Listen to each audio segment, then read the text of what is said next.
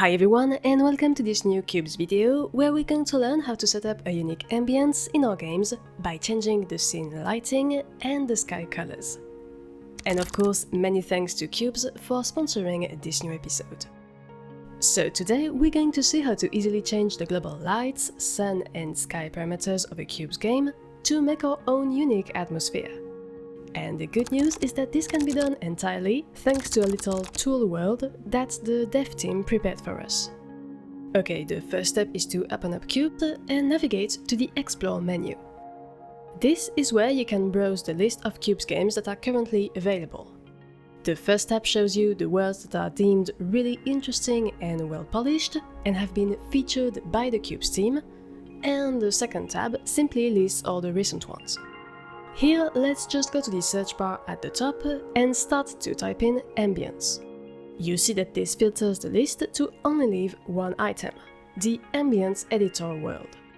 If we click on it, we get to the world's details page and we can then click on the launch button at the bottom to load this tool game. As you can see, this Ambience editor contains the Cubzh hub map by default, and we can move around to see what our scene settings look like on various objects. Note that if you want to test out the tool on a different map, you can click on the Change Map button over here to open up the item gallery and load in your own map object. Also, something really nice is that you can actually jump as many times as you want, so you can basically fly over the whole map and go wherever you want. Alright, now time to actually dive into the tool and take a look at this option panel on the right. You notice that it's divided in several sections that we'll explore one by one. At the top, we can set the skybox parameters. In Cubzh, like in many other game engines, the skybox is defined by three colors. First, a top color for the azimuth, meaning the chunk of sky above our head. Second, a middle color for the horizon, at the eye level.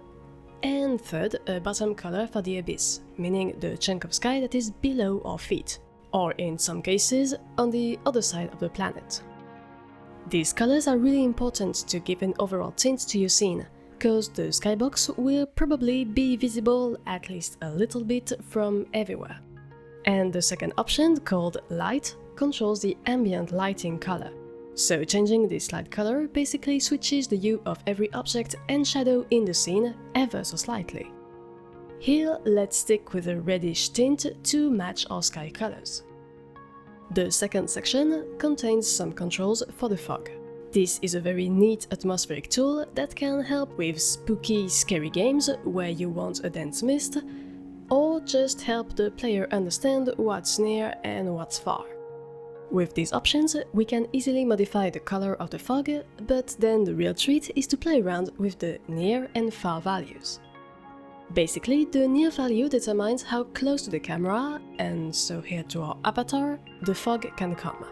If we lower this a lot, we see that the fog starts almost immediately. However, it's not that dense. We can still see a lot of objects at a mid-distance. So why is that?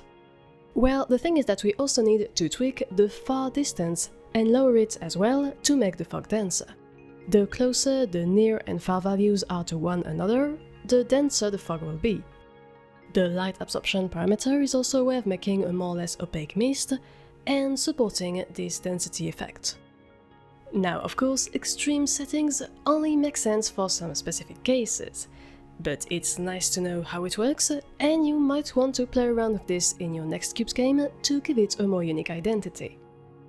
The third section is labeled Sun, and as you might have guessed, it's basically about this big directional light that illuminates the entire scene. If you tune the percentage down to 0, you see that the shadows basically disappear, and we are only left with the ambient lighting. Having this sun with its shadows is a great way of giving more depth to your scene, and making the light slightly more realistic. You can also change the color to better match the other settings. Finally, the X and Y rotations are just the position of this virtual sun in the sky, although we don't actually see the disk above our heads, which directly impacts the angle and the shape of the shadows. For example, bringing the sun to a 90 degrees X rotation means that it's directly upwards, and that the shadows are almost non-existent.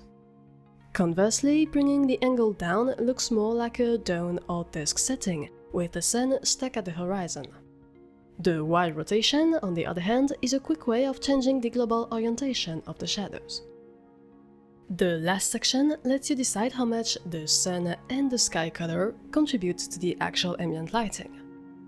I won't go into the details here because, honestly, I feel like it's easier to try it out for yourself and build up an understanding of the role of these variables by experimenting. But long story short, the lower these numbers, the darker the scene, and the higher these numbers, the lighter the scene. Last but not least, the buttons in the top left corner allow you to switch between the 4 times of day defined in Cubz's time system: dawn, noon, dusk, and midnight. By default, we're in the noon context, so that's the time mark that we've been editing so far. But you can easily check out the others and change them just like we did before. And also, the name of the mark doesn't enforce any type of lighting, so you could totally take this dark midnight scene and bring up the color of the ambient light to get a strange cold atmosphere. Once you're satisfied with your settings, just click the copy code button, open the Cubzh world where you want to apply these settings, and paste the data stored in your clipboard in the client.onStart method of your game script. Then republish, and you're done.